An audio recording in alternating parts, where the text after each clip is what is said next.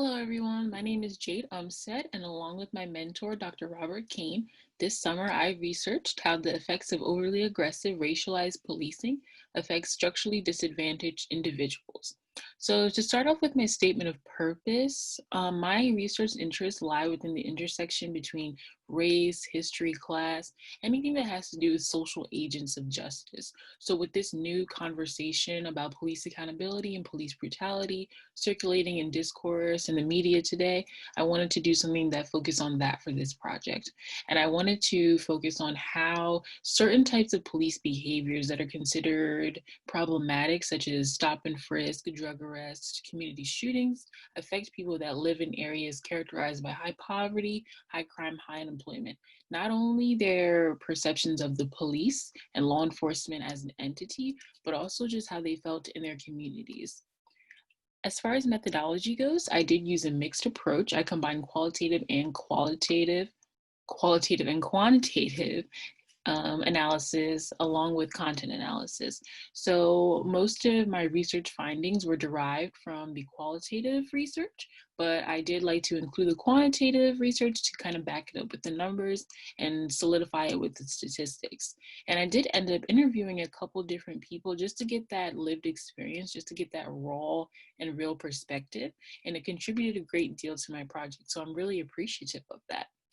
And as far as the actual research findings go, in my table here, I pulled a few different research studies that were really significant in the program for me this summer. And in one column, I have the measure of police aggression. And then in the next one, I have the consequence of such.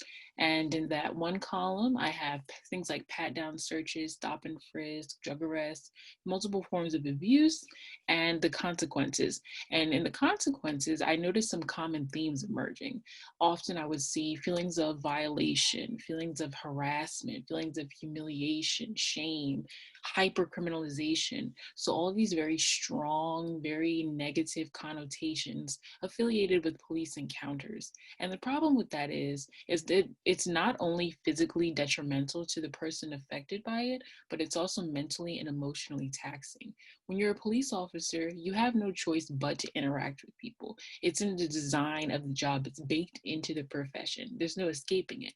So when you have very weak social ties to the community that you're in, it creates this inevitable sense of dread, to be quite honest. And once you're clashing with them at every turn, there's always friction, there's always confrontation. It'll create a very cyclically unhealthy environment, and it's not good for either parties. And all the way to the right here, I have a section that I've titled The Voices of the Condemned. So this is actually the transcript of an interview that I did with a person. And I have a word cloud that I formed out of some of the phrases of the transcript. So the story behind this illustration is that across time, Black and Brown people have never been in a position to resist the force and the tight grip of systemic oppression and abuses of power.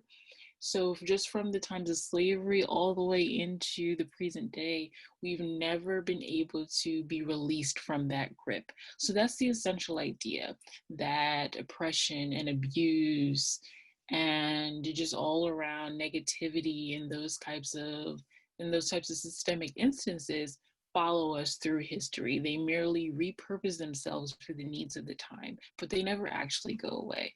So that's where I got the idea for the title for my short film titled We're Still in Chains. And it's pretty self-explanatory where that idea came from. And I hope that you'll enjoy seeing it. And it really gives a nice color, a nice illustration to what I'm trying to talk about here.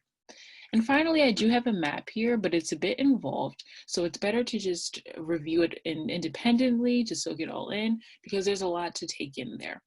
But that's all I have. I want to say thank you to STAR, thank you to the undergraduate research program, and I hope that you enjoy the rest of my poster. I hope you enjoy my film, and I hope you enjoy this video. Thank you.